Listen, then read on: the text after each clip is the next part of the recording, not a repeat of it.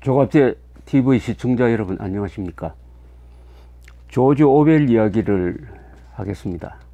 조지 오웰은 사회주의자였습니다. 그러나 스페인 내전에 그 사회주의자 편에 서서 지원병으로 참전을 했습니다. 거기서 사회주의, 공산주의의 실상을 체험했습니다. 즉 바르셀로나에서 공산주의자들끼리 서로 잡아 죽이고 고문하고 암살하는 것을 본 다음에는 깨달았습니다. 이 공산주의와 나치즘, 파시즘은 똑같은 전체주의다. 어떤 점에서는 공산주의가 파시즘보다 더 나쁘다. 이런 자각을 하고 돌아와서는 그때부터 공산주의를 고발하는 글과 책을 쓰기 시작을 했습니다.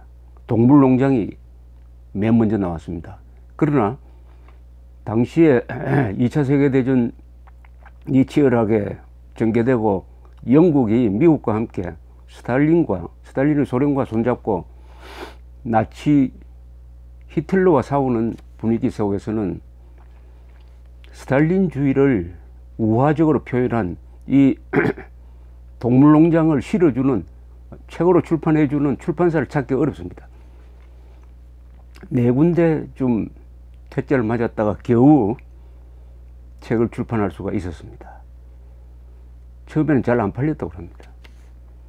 그리고 바르셀로나에 참전해서 자기 눈으로 확인한 이 공산주의자들의 치열한 권력투쟁을 카탈루니아 송가란 책으로 냈습니다. 이것도 별로 팔리지 않았어요. 2차 세계대전이 끝났습니다. 그때 폐병에 걸렸습니다. 조지 오웰은 어느 외딴 섬에 가서 각혈을 하면서 피를 쏟아가면서 쓰기 시작한 소설이 1984년입니다. 1984. 미래의 오세아니아라는 전체주의 국가, 빅브라더라는 자가 다스리는 그 전체주의 국가를 소재로 한 이 소설은 1949년에 나왔습니다. 이 소설을 쓰고 나서 조지 오웰은 입원했습니다. 1년도 못 살고 죽었습니다. 이 1984는 지금 북한의 전체주의 체제와 99%가 같습니다. 스탈린의 소련하고는 달라요. 모택동의 중공하고는 다릅니다. 북한의 체제, 김일성, 김정일, 김정은이라는 빅브라더가 다스리는 체제와 작동 원리가 똑같습니다. 아마 조지 오웰은 오늘의 한국인을 위해서 이 소설을 쓴 게 아니냐 이렇게 생각될 정도입니다. 이분이 이제 1984년 20세기의 가장 위대한 소설이죠.를 쓴 다음에 병원에 입원해 있을 때 셀리아 커원이라는 여자분이 한 사람 찾아왔어요. 이 사람은 누구냐 하면은 아서 캐스틀러의 처제였습니다. 아서 캐스틀러는 누구냐? 이 사람도 공산주의자로서 소련을 한번 여행을 한 다음에 전향한 사람이었습니다. 아서 캐스틀러가 쓴 유명한 어떻게 보면 1984와 비경가는 소설이 하나 있습니다. Darkness at Noon, 백주의 암흑. 이것은 1930년대에 소련에서 벌어진 재판극입니다. 이게 재판 그 쇼 트라이얼이라고 그래요. 거기 유명한 볼셰비키 혁명가들이 간첩으로 몰려가지고 재판을 받았습니다.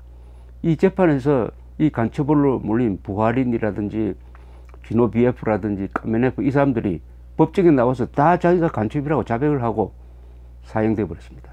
어떻게 이런 거짓 자백이 가능했느냐 하는 것을 심층적으로 파고든 것이 백조의 암흑이라는 소설입니다. 이것도 20세기 10대 소설에 1984와 같이 들어갑니다. 이 아스 캐스틀러의 처제인 셀리아 커원이라는 여자는 그때 영국 정부에서 만든 정보조사국에서 근무를 하고 있었는데 이 업무는 대공산권 선전을 하는 부서였습니다. 이 커원에게 조지 오웰이 노트를 하나 넘겨줍니다. 그동안에 이 조지 오웰은 글을 참 많이 쓴 사람입니다. 소설만 쓴 게 아니고 신문사에 문화부 기자로서 서평 담당을 했습니다. 그러니까 수많은 책을 보고 지식인의 동향을 잘 아는 사람이었어요. 이 좌파 사회주의를 해놓으니까 사회주의자도 알고 우파도 알고 해서 누가 어떤 성향을 가진 사람이라는 것을 잘 파악한 사람이었습니다. 그래서 커원이 그 부서에 근무한다고 하니까 38명의 이름을 적어가지고 커원한테 줍니다. 이 사람은 절대로 이 방송에 선전에 서서는 안 될 사람이다. 왜냐? 여기는 소련 간첩도 있고 소련에 동조하는 자가 여기 있다. 이 38명은 흥미로운 게 지식인, 문화예술 지식인들입니다. 이것은 비공개로 처리가 돼가지고 영국 정부가 이것을 공개한 것은 조지 오웰이 죽은 53년 뒤입니다. 2003년이었어요. 이것을 이제 세월이 지나서 보면은 조지 오웰이 아주 정확하게 집었다는 것을 알 수가 있습니다. 여기 53명을 적어 놓았는데 나중에 간첩으로 확인된 사람들이 많고 친소 분자로서 소련이 제공하는 자료를 그냥 뺏겨가지고 책을 쓴 사람들도 있습니다. 비밀 공산당원이고 간첩이고 동조자, 이게 좀 섞여 있는 사람입니다. 이게 무슨 경찰에 고발하기 위해서 쓴 게 아니고 이런 사람들은 피해야 할 사람이다. 이것은 양심도 없고 공산주의에 넘어간 사람이다. 그런 명단이죠. 2003년에 공개된 이 명단을 제가 한번 공개를 하겠습니다. 어떤 사람인지. 물론 이 영국의 예술가들이니까 모르는 사람들이 또 있고 또 그 사람이구나 하고 떠오르는 사람이 있을 것입니다. J.B. 프리스틸리, 이 사람 소설가 및 극작가였습니다. 킹슬리 마틴, 뉴 스테이츠맨의 잡지 편집장이었습니다. 알라릭 제이콥, 2차 세계대전 중 모스크바 주재 데일리 익스프레스의 특파원이었어요. 지금 제가 불러드리는 명단은 친소 지식인입니다. 친소 지식인, 간첩 수준의 지식인이 대부분이죠. 아이리스 모레이, 옵저버지의 모스크바 특파원. 또 유명한 사람 이름이 하나 나옵니다. E.H. 카, 역사학자. E.H. 카 하면 역사는 무엇인가? 또 소련의 역사, 대작을 쓴 사람입니다. 학자로서 높게 평가되는 사람입니다. 워낙 부지런하고 다작이고 해서 E.H. 카는 논쟁점이 많은 사람입니다. 그런데 왜 조지 오웰이 E.H. 카를 친소 분자로서 상종해서는 안 되는 사람으로서 여기 적었느냐? 이유가 있어요. E.H. 카가 쓴 유명한 14권이죠. 14권짜리 소련 역사는 볼셰비키 혁명 이후의 역사를 다룬 건데 스탈린에 대한 비판이 거의 없습니다. 아니, 일체 없어요. 그리고 대부분의 기록은 소련의 선전 자료에 근거해서 썼습니다. 그러니까 냉전이 끝나고 나서는 이 책이 아주 비판의 대상이 되었습니다. 스탈린에 의해서 희생된 사람들에 대한 동정심이 별로 느껴지지 않는 글이었습니다. 다만 워낙 다작이니까 그 자료로서의 가치는 있습니다. 또 친소 분자로서 찍은 사람이 아이작 도이츠입니다. 아이작 도이츠 하면은 트로츠키 전기 3부작을 쓴 사람이죠. 트로츠키주의자죠. 이 사람은 반 스탈린주의자라고 볼 수가 있습니다. 트로츠키에 아주 애정을 가진 사람이죠. 이 3부작 우리나라에서 번역되었습니다. 또 한 사람, 웰트 두란티, 뉴욕타임스의 모스크바 특파원. 나오미 미치슨, 소설가. 노먼 맥켄지, 역사학자 및 사회민주당의 창립 멤버. 마가렛 스튜어트, 트리뷴의 산업 노동 담당 기자. 랜들 스윙글러, 그리고 피터 스몰렛, 데일리 익스프레스 기자, 그 다음에 과학자 중에서 골든 칠드 고고학자, 존 맥머레이 철학자, 패트릭 블래킷 물리학자, J.G. 클로우드 가디안의 과학 담당 기자, A.J.P. 테일러 역사학자, 이 유명한 역사학자입니다. A.J.P. 테일러 좌경적 시각으로 책을 쓴 사람인데 학자로서는 뭐 평가가 높습니다. 그 다음 배우 마이클 레드글레이브, 찰리 채플린은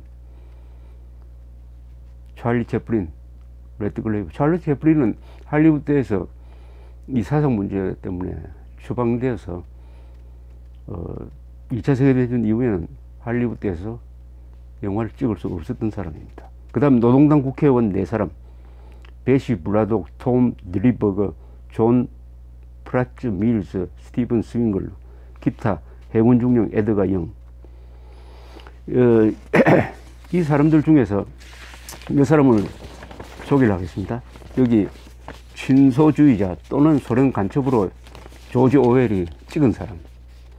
여기 찍혀있는 데일리 익스프레스의 피터 스몰릭 기자는 나중에 소련 KGB에 포섭된 간첩으로 밝혀졌습니다. 확인되었습니다.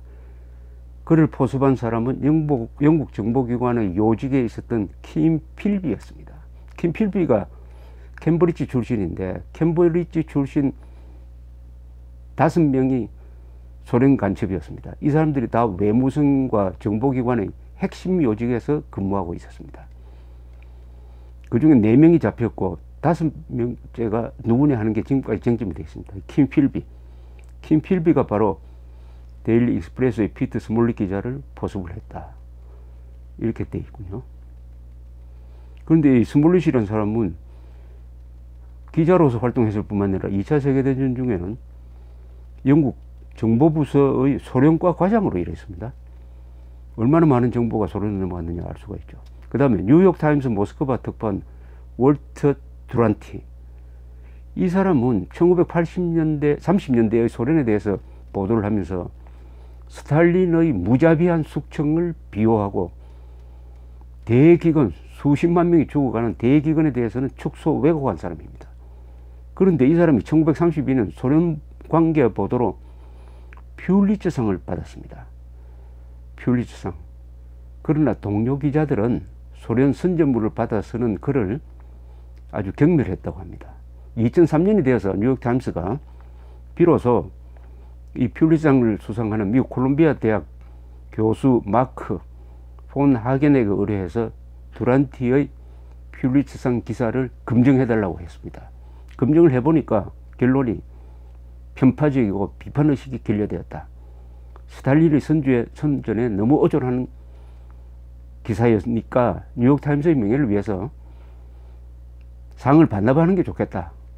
이렇게 판정을 내렸습니다. 뉴욕타임스는 이 보고서를 퓰리츠상 위원회에 보냈으나 퓰리츠상 위원회는 자신들의 권위를 생각해서 상을 회수하지는 않았다고 합니다.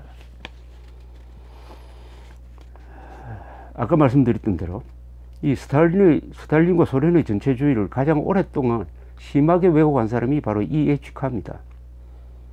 이 사람은 공산주의뿐만 아니라 파시즘도 옹호를 했어요. 파시즘도. 그리고 유화정책을 쓴, 파시즘에 대해서 유화정책을 쓴 영국 챔벌린의 대히틀러 유화정책도 지지했습니다. 2차 세계대전의 문을 연 것이 독소 불가침 조약인데 이것도 옹호를 했어요. 그러니까 어떤 논리를 구사하든지 어쨌든 스탈린의 소련 통치를 옹호하는 방향으로 쏠렸습니다. 심지어 소련의 복지 제도는 유럽보다 더 발전되어 있다. 뭐 이런 글도 썼습니다. 이 글에서 느끼고 있는 것은 휴머니즘의 결렬입니다.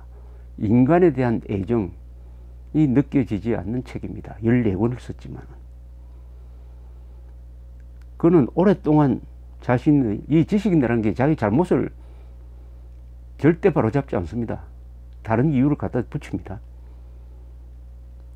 70대 말에 등소평이 모택동 노선을 버리고 개방 개혁으로 나아가니까 그 등소평을 퇴보적이라고 비판을 했습니다.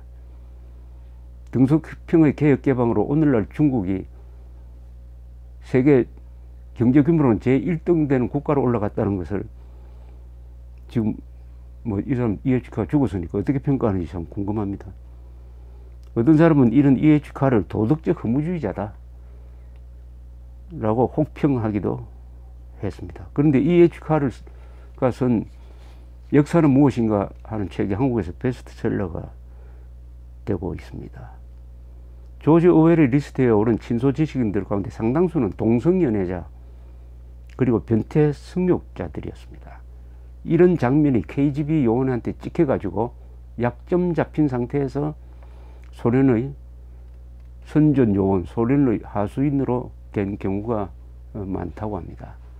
참고로 1950년대까지 50년대 영국에서는 동성연애가 잡히면 형사처벌을 받았습니다. 감옥에 갔습니다. 그것을 이용한 KGB의 공작이 있었던 것이죠. KGB 공작 중에서 미인계를 쓰는 경우가 참 많습니다. 미인계를.